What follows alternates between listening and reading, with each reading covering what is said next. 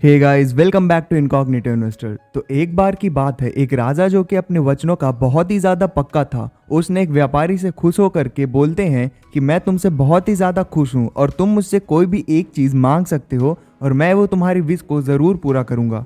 राजा की इस बात को सुनकर के व्यापारी ने थोड़ा सोचने के बाद राजा को एक चेस बोर्ड दिखाते हुए कहता है कि महाराज, मुझे ज्यादा कुछ नहीं चाहिए, बस इस चेस बोर्ड के पहले डाइस में आप 1 रुपए, दूसरे में 2 रुपए, तीसरे में 4, चौथे में 8 और इसी तरह करके बाद में आखिरी के डाइस में जितने रुपए आते हैं बस मुझे आप उतना ही दे दीजिए, मुझे उतना ही चाहिए। अब व्यापारी की इस बात को सुनने के बाद राजा कहते हैं कि तू तो बड़ा ही मूर्ख व्यापारी निकला, मैंने तो तुझे बहुत होशियार समझा था, पर ठीक है, तेरी इस इच्छा को भी हम जरूर पूरा करेंगे। पर व्यापारी जो कि कंपाउंडिंग की पावर को जानता था, वो चुपचाप खड़ा रहता है और कुछ नहीं बोलता। और जब राजा के सैनिक चेस बोर्ड में रुपए भरने लगते हैं तो शुरू में तो ये अमाउंट बहुत ही छोटा सा था, पर चेस बोर्ड के लास्ट डाइस तक पहुंचते पहुंचते ये अमाउंट कंपाउंड होकर के इतना ज्यादा हो गया कि ये पैसा राजा के पास तो क्या, उसके पूरे साम्राज्य में किसी के पास न था। और ये अमाउंट था 102 ट्रिलियन और ये है पावर ऑफ कंपाउंडिंग। पर ज्यादातर लोग कंपाउंडिंग की पावर को अंडर एस्टिमेट करते हैं। और अगर मैं आपसे कहूं कि आप जब 40 साल के होंगे तब आपके बैंक अकाउंट में आपके पास 5 करोड़ रुपए होंगे, तो आपका रिएक्शन तो यही होगा ना कि क्या मजाक कर रहा है। पर आपको ये बात मजाक तभी तक लगेगी जब तक आप कंपाउंडिंग की रियल मैजिक को अंडर एस्टिमेट कर रहे हो।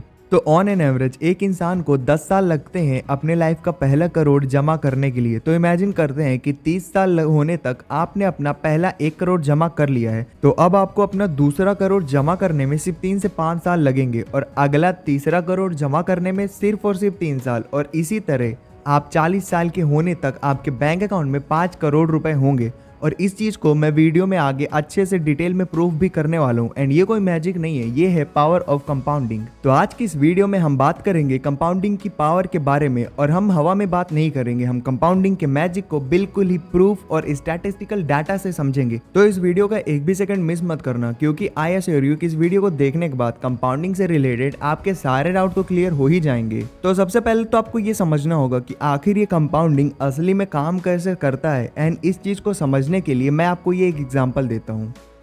तो इमेजिन करो, दो दोस्त हैं, राम और श्याम। इन दोनों दोस्तों ने एक ही साथ अपना कॉलेज कंप्लीट किया और इन दोनों ने एक ही कंपनी में भी जॉब के लिए अप्लाई किया। अब भले इन दोनों ने एक ही कंपनी में जॉब के लिए अप्लाई किया है, पर इनके सामने सैलरी लेने के लिए 2 ऑप्शन है। तो फर्स्ट ऑप्शन था 1 लाख पर मंथ की प्रीमियम सैलरी और दूसरा ऑप्शन था 1 पैसा पर मंथ, जो कि हर महीने डबल होता था, यानी अगले महीने सैलरी मिलती 2 पैसा एंड देन 4 पैसा एंड सो ऑन। तो यहाँ पे श्याम ने तो पहला ऑप्शन चूज किया, यानी कि 1 लाख पर मंथ की अच्छी खासी सैलरी। पर राम, जो कि कंपाउंडिंग के पावर को काफ़ी अच्छे से समझ रहा था, उसने 1 पैसा पर मंथ वाली जॉब सेलेक्ट की। अब आप सोच रहे होगे कि राम ने ऐसा क्यों किया, पर आपको आगे ये चीज़ पता चल जाएगी।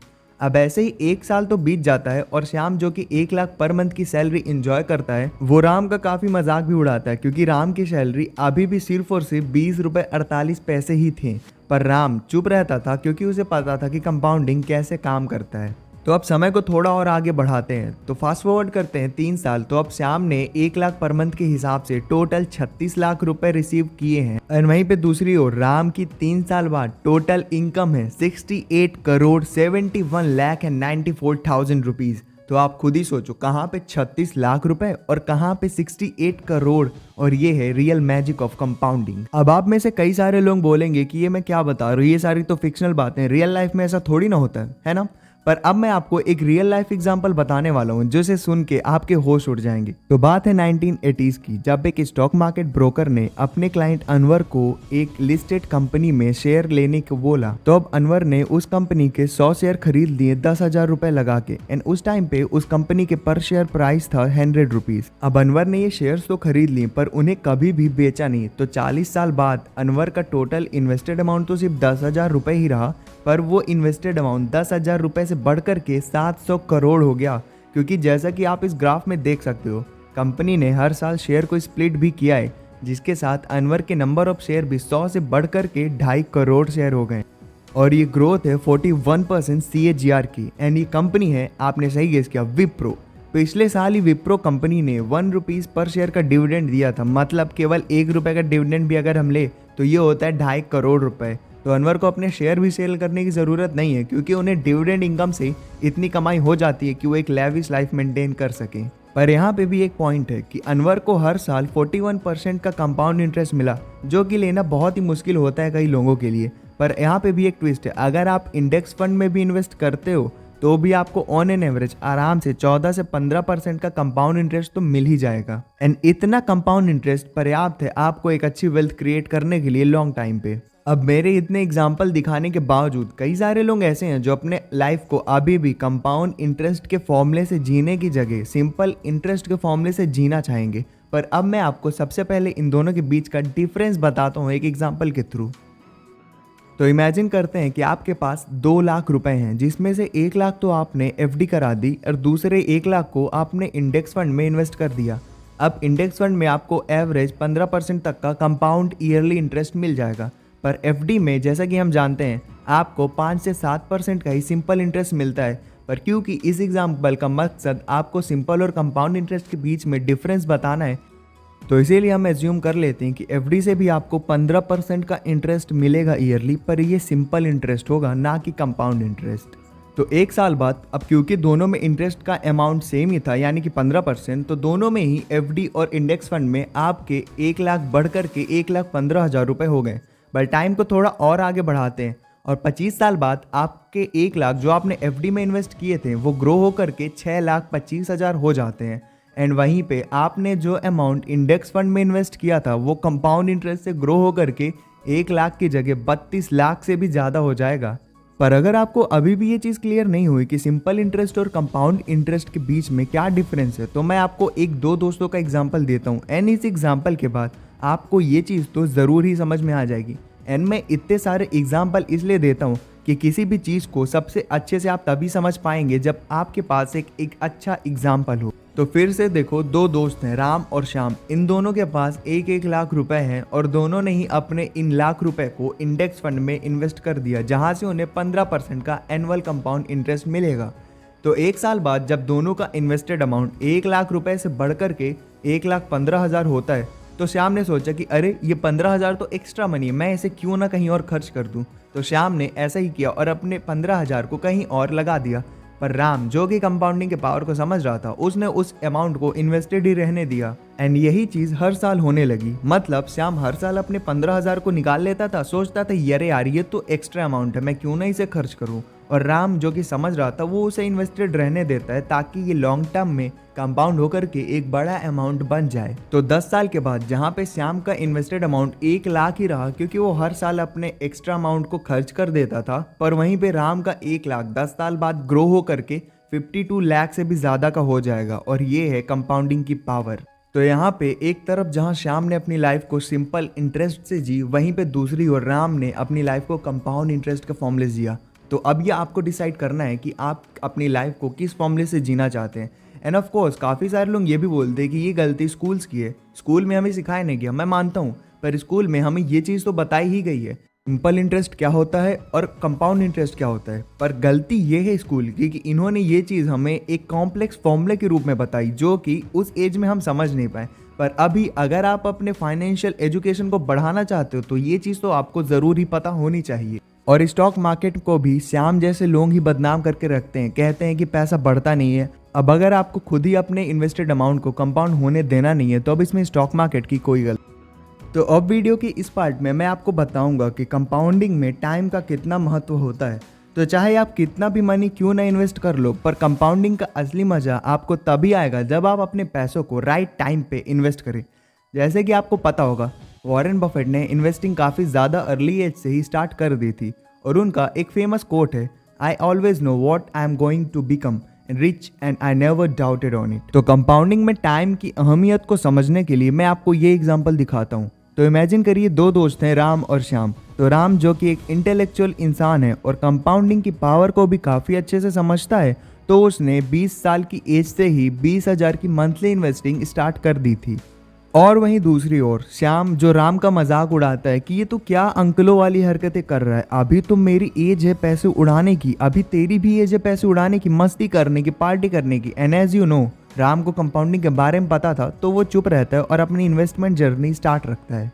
तो अब 5 सालों के बाद जब दोनों की एज 25-25 साल हो गई, तो अब राम को इन्वेस्टिंग करते हुए 5 साल हो गए थे और अब राम को देखते देखते कहीं ना कहीं श्याम को भी ये बात तो समझ आ ही गई थी कि इन्वेस्टिंग जर्नी ना स्टार्ट करके उसने कितनी बड़ी गलती कर दी है। तो इस चीज़ को फुलफिल करने के लिए अब श्याम भी डिसाइड करता है कि अब से वो हर महीने 20,000 रुपए इन्वेस्ट करेगा। तो अब और 15 साल के बाद जब दोनों की एज 40-40 साल हो गई तो श्याम को इन्वेस्टिंग स्टार्ट किए हुए केवल 15 साल ही हुए थे। तो वहीं पे राम पिछले 20 साल से इन्वेस्ट कर रहा था। तो अब इसी एक टेबल फॉर्मेट में समझते हैं। तो राम ने 20 साल में इन्वेस्टिंग स्टार्ट करी और वहीं दूसरी ओर श्याम ने 25 साल की एज में इन्वेस्टिंग स्टार्ट करी।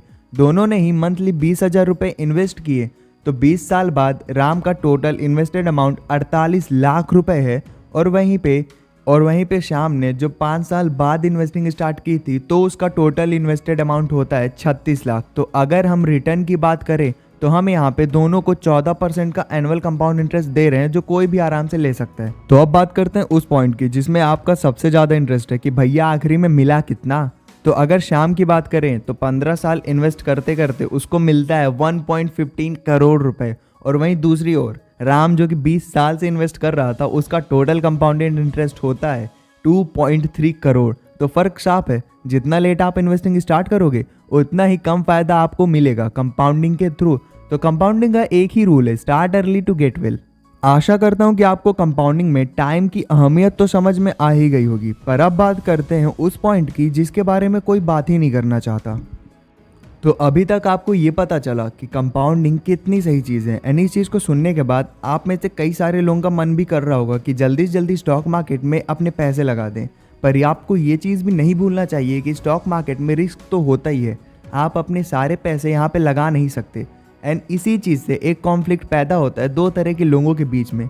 एक तरफ वो लोग जो चाहते हैं कि अपने पैसे स्टॉक मार्केट में इन्वेस्ट करें और दूसरी तरफ वो लोग जो अपने पैसों को एफडी या फिर गोल्ड में इन्वेस्ट करना चाहते हैं क्योंकि उनको लगता है कि ये ज़्यादा सेफ है। तो अब अच्छे से देख लेते हैं कि कौन इंसान ज़्यादा सही है एक एग्जाम्पल के थ्रू।